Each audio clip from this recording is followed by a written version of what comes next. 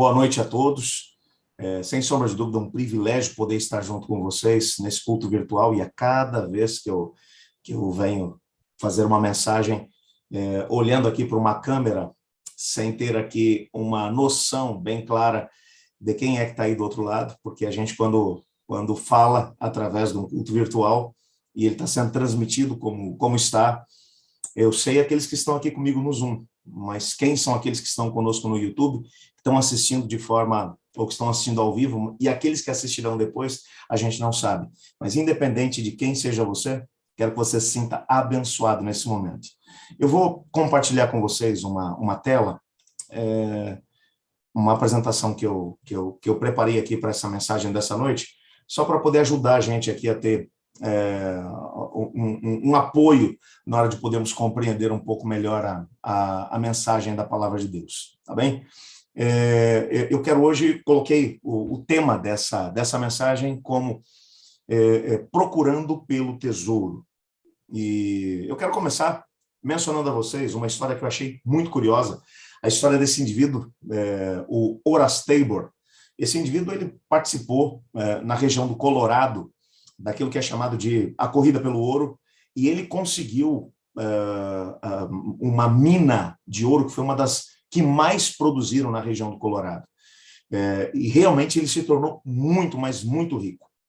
Quando, no auge da sua produção de ouro, ele estava realmente muito bem, ele conheceu essa senhora, que aparece aqui o nome dela, a Baby Doe, era uma socialite da altura, com metade da idade dele, mas ele acabou se casando com ela e acabaram tendo ali um momento realmente parece bem interessante até de relacionamento, mas foi nessa altura que a mina que ele tinha, a Metles Mine, acabou parando de produzir ouro.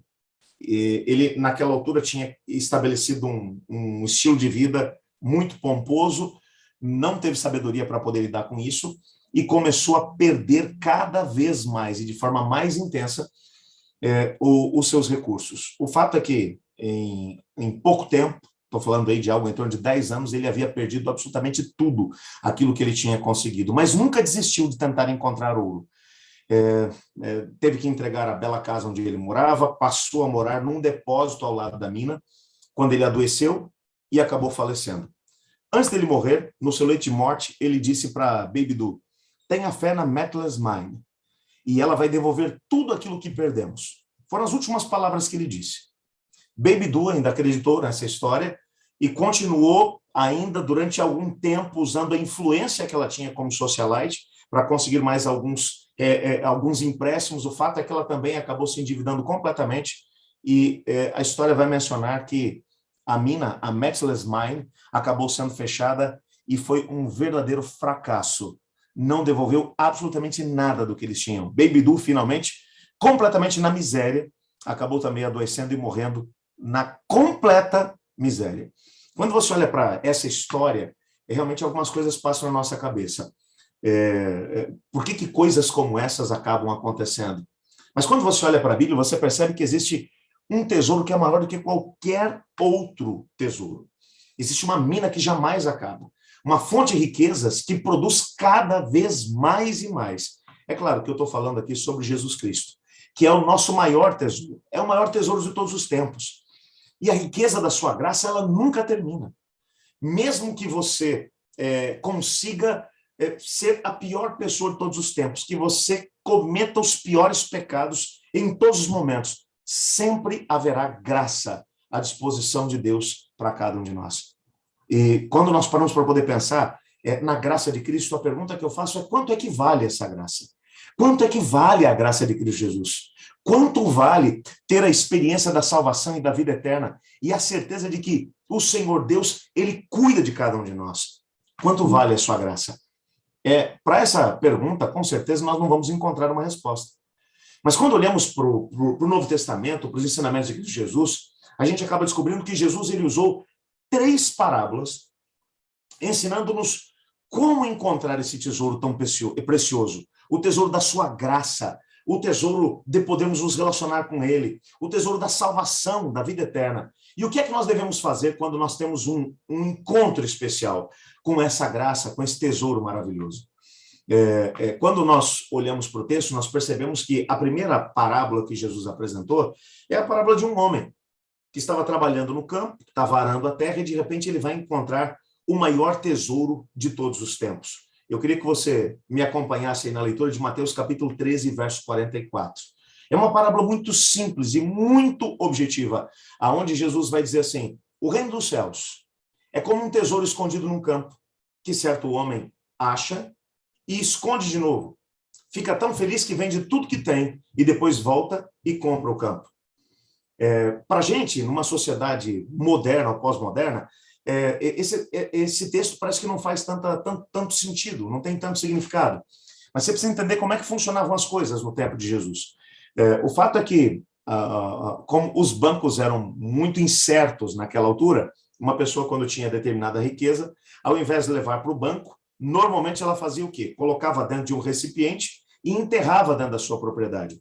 E é claro que para poder proteger aquele segredo, normalmente não compartilhava esse segredo com ninguém, ou no máximo com mais uma ou duas pessoas. Mas às vezes, na sua grande maioria, o dono da casa ou o patriarca da família acabava escondendo esse tesouro, ou os bens da família, dentro da propriedade em determinado lugar e não contava para ninguém. E quando acontecia, principalmente dessa pessoa falecer, o tesouro da família ficava escondido e ninguém sabia onde. E é claro que você imagina aqui essa história. Essa história está falando de um indivíduo que ele é um empregado. Se ele é empregado, é sinal de que ele não tem uma propriedade que produz tanto quanto ele deveria ter. E ele está trabalhando numa terra que não é dele. Provavelmente é um indivíduo que trabalha por dia. É aquilo que o Novo Testamento vai chamar de jornaleiro. É um indivíduo que trabalha pela jornada de um dia. Ele não tem nenhum vínculo empregatício com aquela propriedade. E ele está trabalhando, ele está arando o campo, e enquanto ele está arando o campo, provavelmente um arado com tração animal. Às vezes eles usavam um boi ou usavam um jumento para poder conseguir ir arrastando ali o arado. O arado bate em alguma coisa, quando ele vai, e pensando que é uma pedra, para poder tirar a pedra e colocar, normalmente eles faziam um monte de pedras em determinado lugar da propriedade, ele vai ver que não é uma pedra que está ali, é um recipiente. Quando ele abre aquele recipiente, ele percebe que é um grande tesouro. E a Bíblia vai deixar claro aqui, vai mencionar que não era um tesouro qualquer, era um tesouro realmente grande. Como é que a gente sabe que era grande? Pelo que ele faz. Ele fecha de novo aquele recipiente. Provavelmente, a Bíblia não fala, mas eu imagino que ele deve ter pego todas as pedras que ele tinha tirado do campo, coloca tudo em cima de volta para ninguém querer mexer naquele negócio, e ele volta para casa. Você imagina a cena, ele chegando em casa e falando para a esposa dele: nós não temos quase nada, mas nós vamos vender tudo que a gente tem, porque eu vou comprar aquele campo. Eu imagino ela falando: mas você vai comprar o campo, vai fazer o que lá depois? Para você poder manter uma propriedade, você tem que ter dinheiro. Se você vai vender tudo que você tem, o que você vai fazer com esse campo depois? Eu imaginei ele falando: confia em mim que vai valer a pena. Provavelmente os seus amigos devem ter pensado que ele estava enlouquecendo. Porque quando disse que ele estava vendendo tudo, ele vendeu tudo mesmo. Provavelmente deve ter vendido os animais da casa, os animais, talvez ali, as aves, as galinhas, ou os bois, as ovelhas. Ele deve ter vendido tudo que tinha. Eu imagino esse camarada chegando para os vizinhos e falando assim: quero vender uma panela, eu quero vender uma enxada, eu quero vender ferramenta. O que ele tinha, ele vendeu. Vendeu tudo. Eu imagino aqueles mais próximos falando: esse cara tá louco. Está vendendo tudo que tem. E, literalmente, a Bíblia vai dizer que ele vende tudo o que ele tem. Depois ele vai e compra o campo. Engraçado que Jesus não termina a história. Eu fico pensando como é que foi o momento em que esse camarada conseguiu comprar a propriedade, foi lá, pegou o tesouro. Imagina esse camarada trazendo a esposa, a família perto, falando assim: agora vocês vão entender por que eu vendi tudo que eu tinha. Olha o que eu achei quando estava trabalhando aqui. É um tesouro, nós estamos ricos. O que Jesus está ensinando aqui é que existem algumas coisas que valem mais do que aquilo que a gente tem. O que define o valor das coisas que a gente possui? Por que às vezes uma propriedade, por que às vezes uma roupa, por que às vezes um carro, por que às vezes, sei lá, um móvel, por que é tão importante? Porque aquilo às vezes é o melhor que a gente tem. E às vezes você vê pessoas que se matam por coisas tão pequenas, tão banais. que brigam por tão pouco. Algum tempo atrás, eu tentei fazer uma mediação com uma família, que são vizinhos do meu sítio, lá em Sengés, e eles estavam brigando por causa de uma propriedade. Era uma família grande, muitos filhos, e no meio dessa história toda, a mãe da família morreu, e o pai agora olhou para eles assim: eu vou dividir a propriedade com vocês, mas vou dividir a parte da mãe de vocês. E eles começaram a brigar porque eles queriam que a propriedade toda fosse dividida entre eles. E foi uma briga tremenda, quase se mataram por causa de um pedacinho de terra. Mas quase se mataram por causa daquilo. Houve um, inclusive, que falou assim: se esse negócio não for dividido como tem que ser, tem gente que vai morrer aqui. Eu fiquei pensando, gente do céu. E eu olhei e falei assim: mas brigar tanto, acabar com uma família por causa de um pedacinho de terra. Que aquilo era a coisa mais preciosa que eles tinham. Às vezes nós damos um valor exagerado para algumas coisas porque aquilo é a única coisa que a gente tem. Mas o que o texto está dizendo é que existem alguns momentos em que você encontra alguma coisa que é mais valioso do que o que você tem. E então você olha para o que tem e diz assim: não, o que eu tenho vale muito pouco comparado com aquilo que eu encontrei. Então eu posso me desfazer do que eu tenho, que achava que era valioso, porque eu quero adquirir alguma coisa que tem mais valor do que aquilo que eu tinha. É exatamente isso que vai acontecer na segunda parábola contada por Jesus. Agora, o personagem principal é um comerciante de pérolas de grande preço. E ele vai ter que agir depressa, porque ele encontrou uma pérola preciosa. Mateus 13, versos 45 e 46 nos conta essa história. O texto vai dizer: o reino dos céus é também como um comerciante que anda procurando pérolas finas. Quando encontra uma pérola que é mesmo de grande valor, ele vai e vende tudo que tem para poder comprar aquela pérola. Aqui você vê uma outra perspectiva. É um camarada que é comerciante. Se ele é comerciante, ele trabalha com compra e venda. Ele compra mais barato para poder vender mais caro. E nesse processo, ele ganha alguma coisa. E Jesus está falando para judeus que eram e são até hoje especialistas na arte do comércio. Eu imagino Jesus falando aqui e os comerciantes arregalando o olho e se perguntando: opa, como é que é essa história? Esse camarada trabalha com pérolas, mas ele encontra uma pérola que é mesmo... Eu gostei da maneira como o texto descreve. Ele encontra uma pérola que é mesmo de grande valor. Ou seja, ele nunca tinha visto nada tão valioso. E com o seu olhar refinado para poder encontrar coisas preciosas que possam, de alguma maneira, numa negociação, valer muito mais, que poderia mudar a sua vida. Este homem, que já é um homem de posses, é diferente do indivíduo, que era o indivíduo que vai encontrar o tesouro escondido na terra. O que vai encontrar o tesouro escondido na terra, você percebe que ele não tem grandes coisas, porque ele está trabalhando como empregado de uma propriedade que não é dele. Esse segundo não, esse aqui, ele já é um homem de posses, ele é um comerciante. Mas ele encontra a pérola que ele fala: eu tenho que ser dono dessa pérola. Se eu conseguir adquirir essa pérola, se eu conseguir negociar essa pérola, com essa pérola eu vou enriquecer. E ele vai, e provavelmente, o texto não fala, mas o que está aqui nas entrelinhas é que ele vai negociar, ele vai trabalhar para poder conseguir um bom preço por essa pérola. E ele percebe que mesmo sendo um bom preço, para ele poder conseguir adquiri-la, ele vai ter que vender tudo que ele tem. E literalmente ele vende tudo que ele possui. Tudo. E compra a grande pérola. O que é que ele vai fazer na sequência? O texto não diz, mas fica subentendido.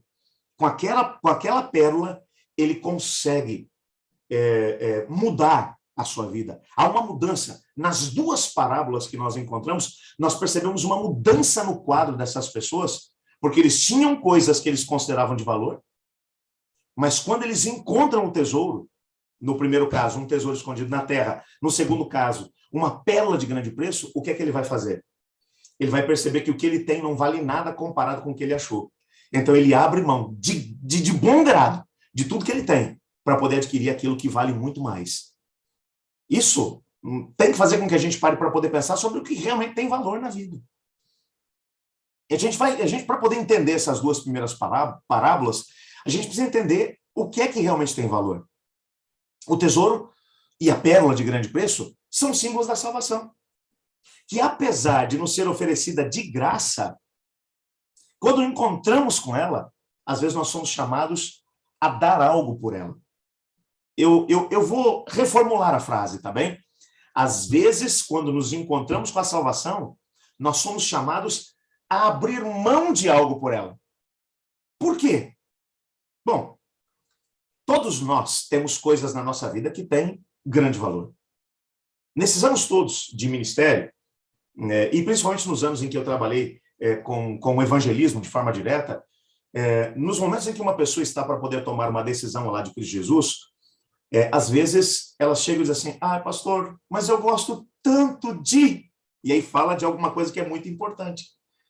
Por exemplo, ontem uma pessoa me trouxe um caso, uma pessoa que está fazendo parte da nossa classe bíblica da terça-feira, falou assim, pastor, eu queria que você orasse muito por mim, porque eu entendi tudo, inclusive entendi a doutrina de saúde, entendi que existem alguns alimentos que são considerados puros e outros que são considerados impuros, mas, pastor, me custa tanto abrir mão da carne de porco. Eu sempre gostei da carne de porco, e agora eu às vezes passo na frente de um lugar e sinto o cheiro. É muito difícil, pastor. E eu estou pensando, eu quero muito ser batizado, mas me custa tanto quando eu penso na carne de porco. E eu falei um pouquinho com essa pessoa a respeito do que eu estou dizendo aqui agora. Às vezes tem algumas coisas que são tão importantes para a gente, que tem um valor tão grandioso para a gente. Mas quando a gente olha para aquilo que Deus tem a nos oferecer, para o dom da salvação, porque não é apenas a salvação na perspectiva de que nós não vamos ser mais destruídos no fogo eterno. Não, não é só isso. Deus tem um estilo de vida para a gente poder viver. Um estilo de vida numa vida que faz sentido, numa vida que seja melhor do que aquela que a gente tem para poder viver.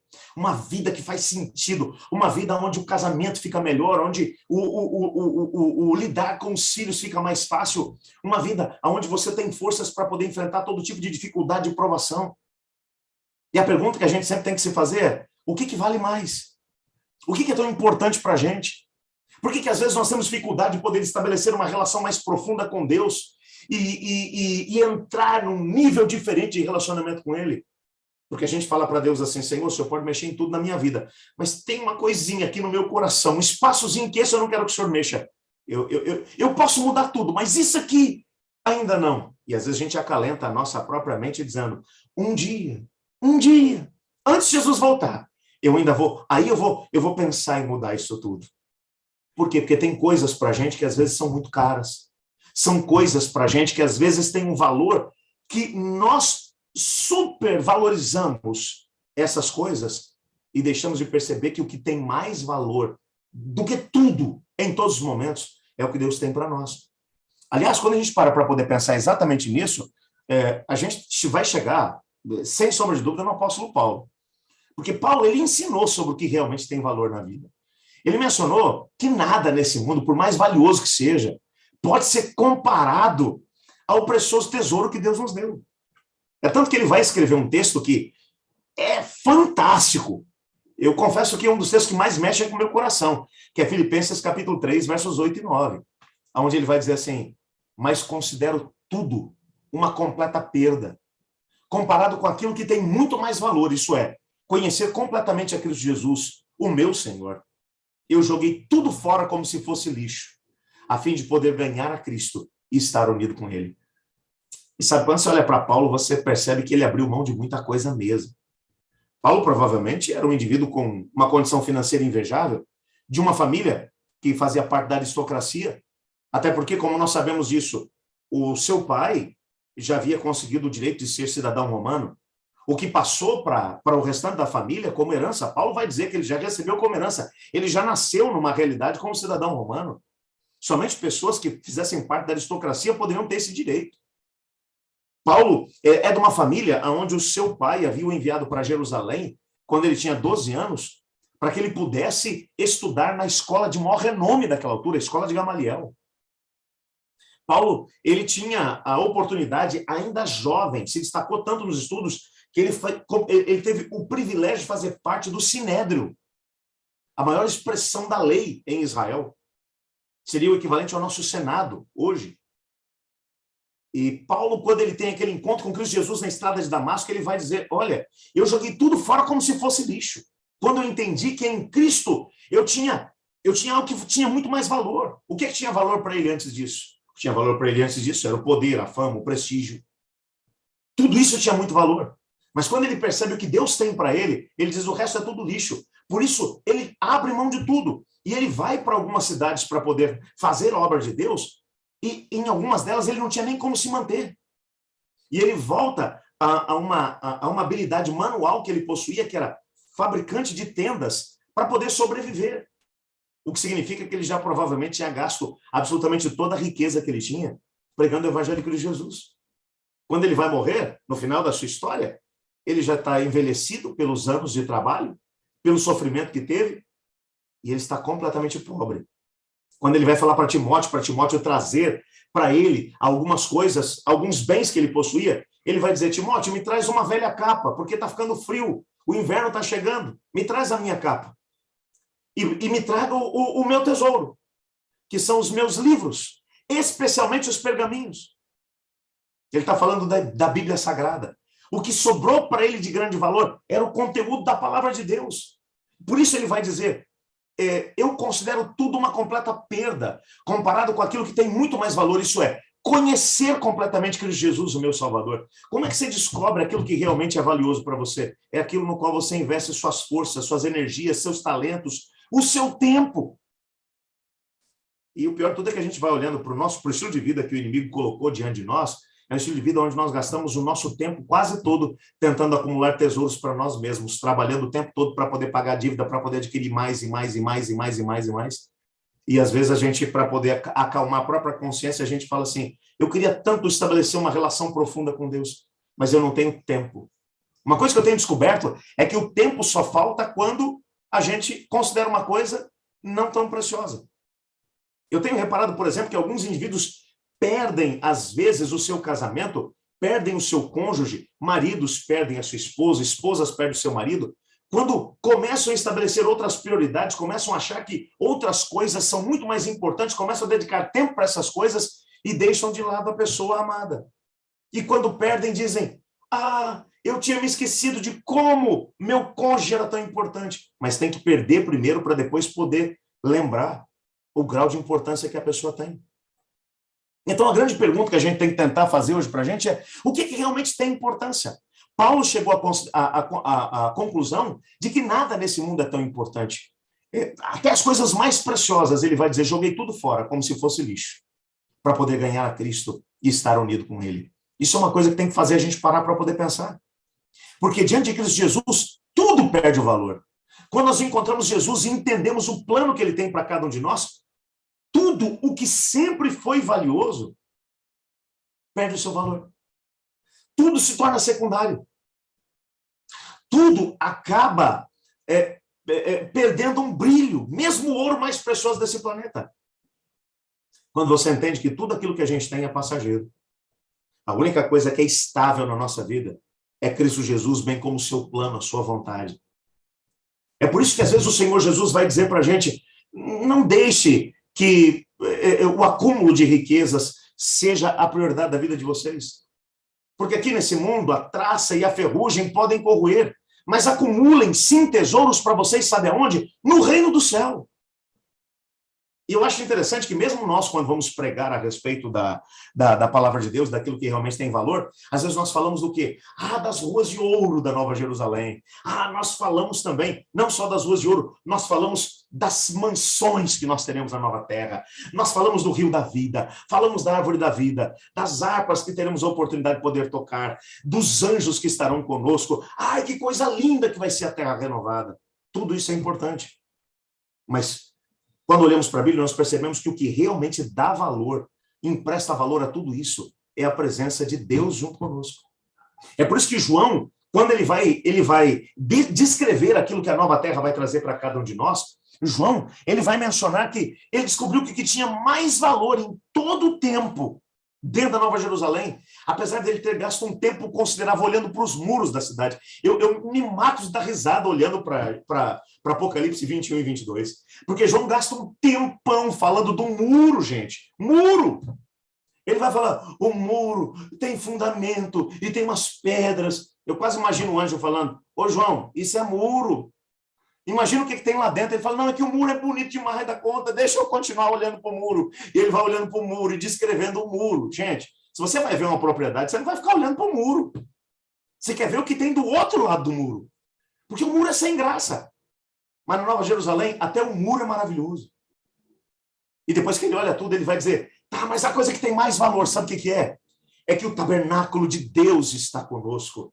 Deus mesmo vai habitar conosco. Nós seremos o seu povo e ele será o nosso Deus. Sabe o que ele está dizendo? Apesar de tudo que é maravilhoso na cidade, até o muro é maravilhoso, o portão é maravilhoso, mas o que realmente tem valor na Nova Jerusalém não é nada disso. O que tem valor é o fato de Deus estar conosco, de Deus estar morando conosco. E quando olhamos para a Bíblia, nós descobrimos que o que realmente tem valor para a gente hoje, enquanto vivemos nesse mundo de pecado, dor e sofrimento, sabe o que é? É ter a presença de Deus junto com a gente. Quanto mais eu tenho gasto tempo orando e buscando compreender a palavra de Deus, mais eu tenho mudado minhas orações, sabe? Eu de tempos em tempos vou dar uma olhada nas minhas agendas de oração de algum tempo atrás. E começo a olhar e às vezes eu dou tanta risada olhando para aquilo que eu andava pedindo há 1 ano atrás, há 2 anos atrás, há 5 anos atrás, há 10 anos atrás. E é engraçado que eu olho para as primeiras listas de oração que eu fazia e eu comecei a perceber um negócio que me saltou à vista. Eu só gastava tempo pedindo. Eu pedia. E a maior parte das coisas que eu pedia eram coisas para melhorar a minha vida aqui.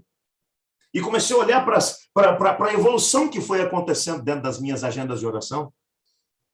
E eu tenho percebido que, ultimamente, o pedido que eu mais tenho feito tem sido: Senhor, tem uma coisa que eu preciso para mim, o teu Espírito. E te peço que esse teu Espírito me guie o tempo todo para eu poder perceber aquilo que realmente tem valor na vida, aquilo que realmente importa, aonde eu devo depositar o meu tempo, as minhas energias, o meu talento, aonde, o que realmente tem importância.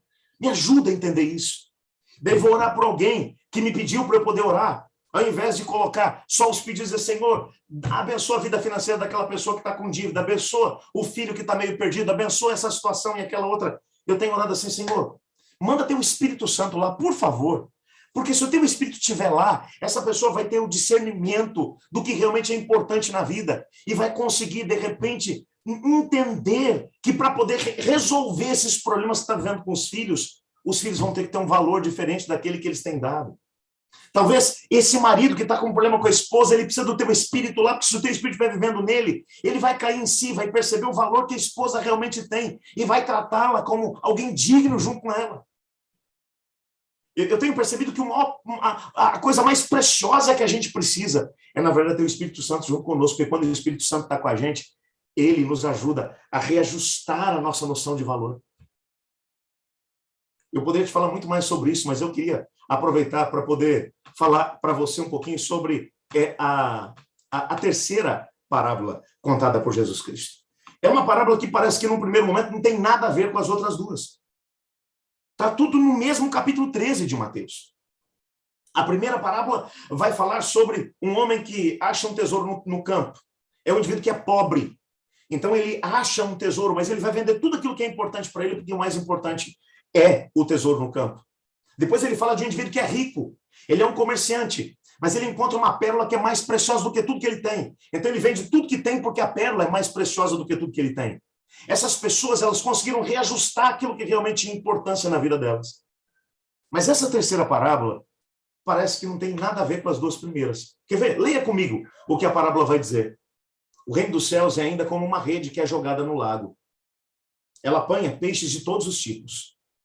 E quando está cheia, os pescadores arrastam para a praia, sentam-se para separar os peixes. Os que prestam são postos dentro dos cestos. Os que não prestam são jogados fora. No fim dos tempos, também será assim. Os anjos sairão e separarão as pessoas más das boas. Jogarão as pessoas más na fornalha de fogo. E ali elas vão chorar e ranger os dentes de desespero. Olha aqui comigo. Volta aqui para a primeira parte da parábola. Jesus, ele está falando assim, ó, o reino dos céus é ainda como uma rede que é jogada no lago. Você imagina, ele contou essa parábola enquanto ele estava na região da Galileia, às margens do mar da Galileia. A principal fonte de renda das pessoas que estavam ali era o que vinha do mar. Era a pescaria. E se tem uma coisa que eles entendiam, era de pescaria. E Jesus agora pega uma imagem. A senhora White, quando vai descrever esse momento, ele vai dizer que Jesus estava pregando às margens do mar, e então ele vai olhar e vai ver alguns pescadores que estão arrastando as suas redes até a praia. Quando um pescador joga a rede, ele não sabe o que vai vir dentro dela. Vem de tudo. Vem peixe, e quando ele fala peixe bom e peixe ruim, ele está falando especificamente de peixe que possui escamas e barbatanas, porque esses são considerados os peixes limpos, ou aqueles que podem ser consumidos, e, portanto, teriam um valor comercial para eles, entre os judeus que estavam vivendo na Galileia, mas vinham também peixes de couro, peixes que não possuíam nem barbatanas e nem escamas. Vinham também, provavelmente, crustáceos e outras coisas mais. Mas depois que vem na rede, quando esses seres vêm até a praia, quando são tirados lá de dentro, quando eles vão mexer na rede, a maior parte deles já está morto.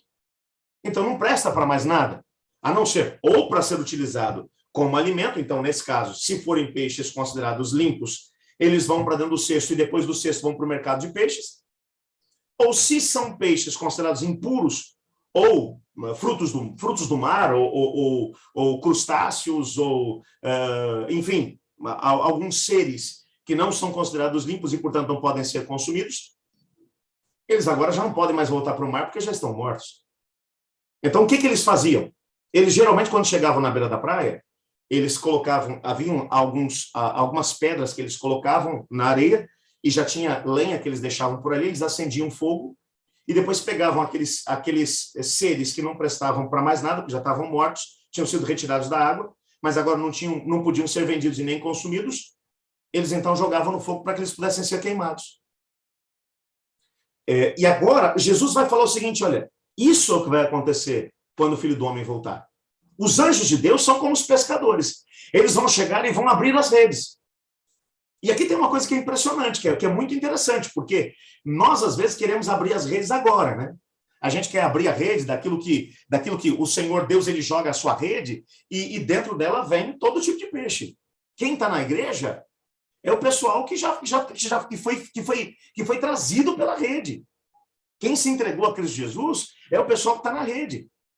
Mas dentro da igreja, você concorda comigo que tem gente lá que é gente boa e tem gente que está lá que é gente ruim. Agora, quem é bom e quem é ruim? A gente não sabe, né? Não sabe.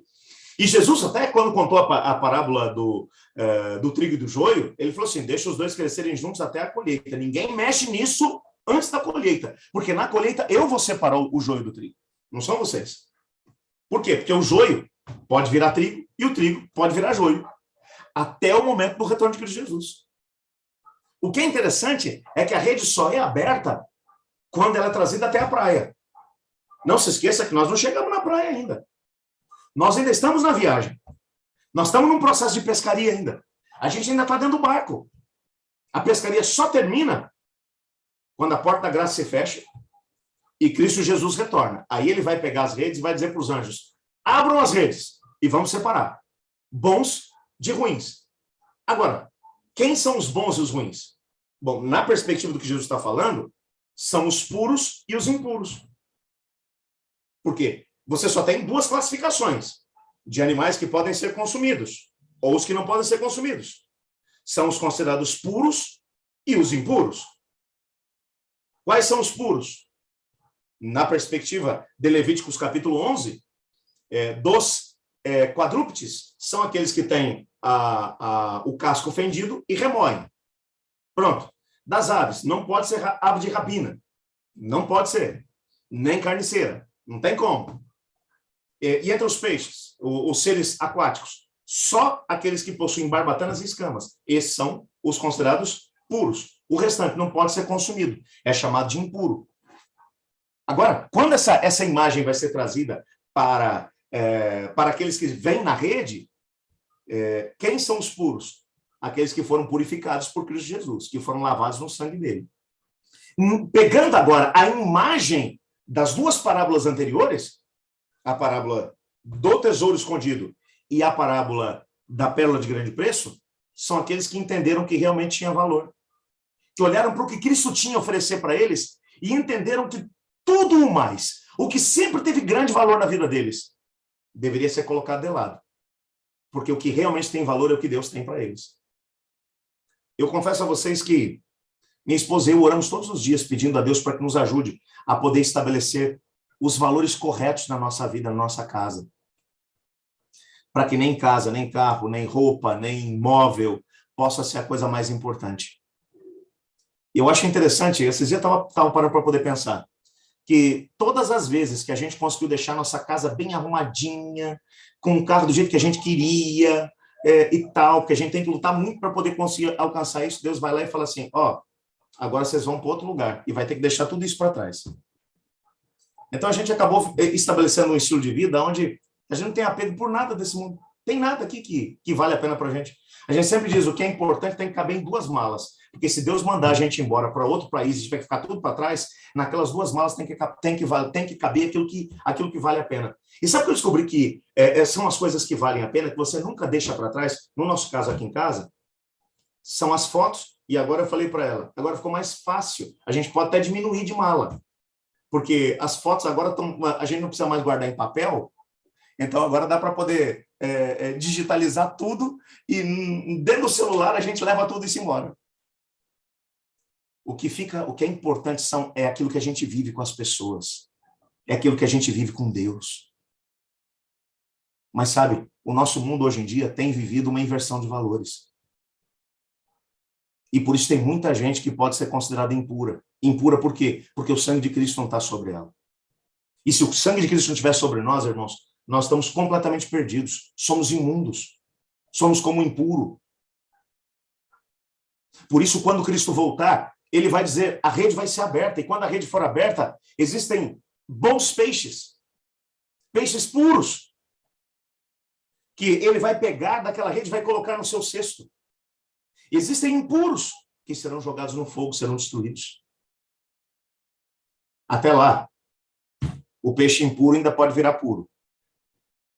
E o peixe puro pode virar impuro.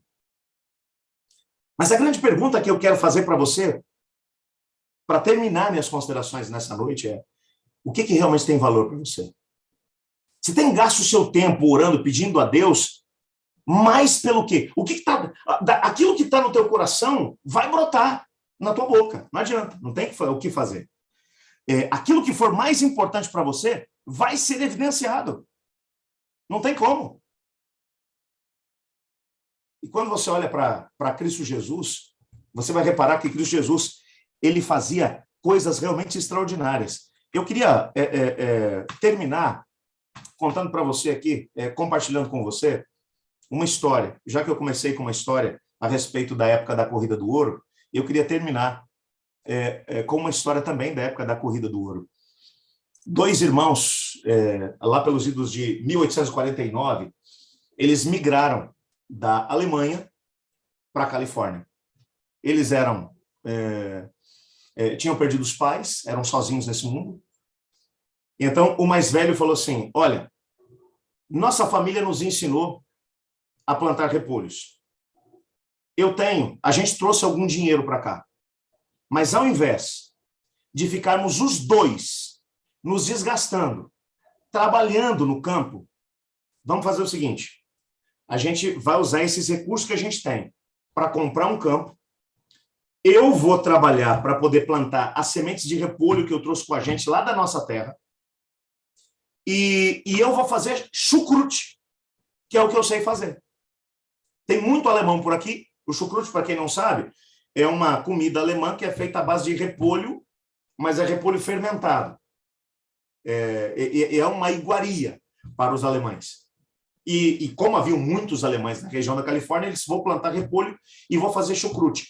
Com o dinheiro que eu conseguir disso, eu vou manter você estudando. E eu quero que você consiga um diploma. E o mais novo, ele foi, então, estudar metalurgia. O mais velho, trabalhando dia e noite nas suas plantações de repolho para poder ter o melhor repolho da região e conseguir fazer o melhor chucrute da região. A propriedade que ele tinha comprado era uma propriedade muito boa, muito produtiva. Um rio passava no meio da propriedade, então ele podia usar água para poder fazer irrigação. E o chucrute que ele começou a fazer fez muito sucesso. Quando o irmão mais novo retornou depois do curso terminado. Ele vem agora para a propriedade estava bem, o irmão mais velho já tinha conseguido construir, inclusive, uma casa para eles. E ele falou assim, agora eu quero que você venha comigo, que eu vou te mostrar a coisa mais preciosa que a gente tem. Foi com essa coisa que eu paguei teu curso. Olha os nossos repolhos. E ele começou a dizer, esses repolhos, eles só existem aqui por causa das sementes que eu trouxe lá da nossa terra. Mas a terra aqui é melhor do que a nossa terra lá. E aqui eles produziram mais. Olha o tamanho desses repolhos. E ele falando dos repolhos, porque os repolhos para ele era o maior tesouro que eles tinham. E quando ele vai procurar o irmão tinha ficado para trás na beira do rio. E ele tinha passado aí uns 10 minutos falando sozinho no meio da plantação de repolho, dos repolhos. E ele volta agora cheio de indignação para o irmão mais novo e fala, mas que falta de respeito. Durante 4 anos eu te sustentei enquanto você estudava. Com esses repolhos. Olha para as minhas mãos calejadas. Enquanto eu tinha que cuidar desses repolhos para poder plantar, colher e fazer chucrute. Agora eu estou te mostrando o que pagou suas contas nesses 4 anos. E você só fica olhando para essas pedras aí na beira do rio.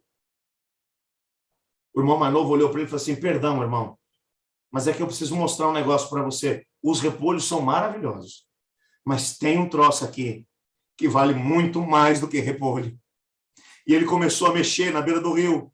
E algumas coisas que pareciam pedra só, ele começou a separar aquilo tudo.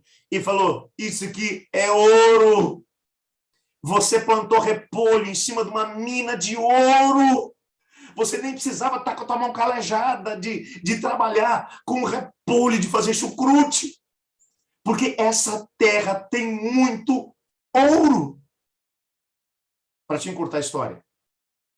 Em 6 meses, os 2 irmãos se tornaram multimilionários. Porque aquele pedacinho da Califórnia, que era o lugar que tinha os melhores repolhos da região, era o lugar que tinha a maior concentração de ouro por metro quadrado da Califórnia. Aí você tem 2 irmãos, filhos do mesmo pai e da mesma mãe. Um olhava para a propriedade e dizia, meu tesouro é meu repolho. O mais novo olhou e disse, repolho não é nada comparado com o ouro que tem aí dentro. O que hoje tem realmente valor para você? É a sua carreira? É o seu emprego? É a sua casa? É suas roupas, seus móveis, seu carro? O que realmente tem valor para você hoje? O que realmente é a coisa mais importante para a sua vida? Pois bem, tudo isso, por melhor que seja, por mais valioso que seja, não pode ser comparado com o que Cristo Jesus tem para você e para mim. Baseado naquilo que se tornar hoje a nossa grande prioridade, nós teremos a oportunidade de ser tratados de um jeito ou de outro por Cristo Jesus e os seus anjos quando Cristo voltar aqui na Terra. Quando a rede finalmente for tirada de dentro do mar e os anjos começarem a separar peixe por peixe. Nessa analogia, sou eu hoje um peixe bom ou um peixe ruim? O que é que muda de um caso para o outro? Bom, muda se a prioridade da minha vida é viver para Cristo Jesus. Se eu fui capaz de dizer como Paulo, eu considerei tudo como lixo, para poder entender que a coisa mais preciosa é conhecer a Cristo Jesus e a sua vontade, é viver para Ele. O que realmente tem valor para você? Eu gostaria de orar pedindo a Deus para que Ele nos ajudasse a reavaliarmos a nossa história. Eu queria que Ele nos ajudasse a sentir alegria por essa salvação. E eu queria hoje, em nome de Jesus, eu queria te dizer, não permita que nada, que ninguém nessa vida te afaste de Cristo Jesus. Entregue tudo a Ele. Pare de dizer que repolho é a coisa mais preciosa que você tem. Porque existe muito ouro precioso. Não diga que o chucrute é a coisa mais linda da sua vida. Quando Deus tem grandes bênçãos separadas para você e para mim. Sinta essa alegria de encontrar o maior tesouro da sua vida, a salvação em Cristo Jesus. e viva essa alegria. Viva para Cristo Jesus. Eu queria, nesse momento, fazer uma oração especial. E nessa oração, eu gostaria de pedir ao Senhor Deus para que Ele nos ajudasse a colocar como a grande prioridade da nossa vida Cristo Jesus, bem como também a sua palavra. Será que você pode, nesse momento, orar comigo? Para que nós possamos orar? Senhor Deus, obrigado porque a tua palavra nos mostra que existem coisas mais importantes na vida do que aquelas que a gente olha à nossa volta e acha que são mais importantes. Mais importantes do que o emprego, mais importantes do que a casa, mais importante do que os bens, mais importantes do que a correria do dia a dia, mais importante do que o poder, do que a fama, do que as riquezas. Mais importante do que tudo isso é conhecer ao Senhor bem como a tua vontade. Nós queremos, Senhor, quando Cristo voltar, quando os anjos forem separar uns dos outros, queremos ser tidos como aqueles que foram purificados e lavados pelo sangue de Cristo, que conseguiram estabelecer como prioridade da sua vida aquilo que realmente tem valor, que viveram para Cristo Jesus e para o seu reino. Se hoje, Pai, alguém está orando comigo e tem invertido os valores da sua vida, te peço que o Senhor ajude essa pessoa a conseguir reavaliar e, no teu poder e força, a considerar tudo como se fosse lixo, para poder valorizar o conhecimento de Cristo, bem como da sua vontade de viver para Ele. Pois é em nome de Jesus que oramos. Amém.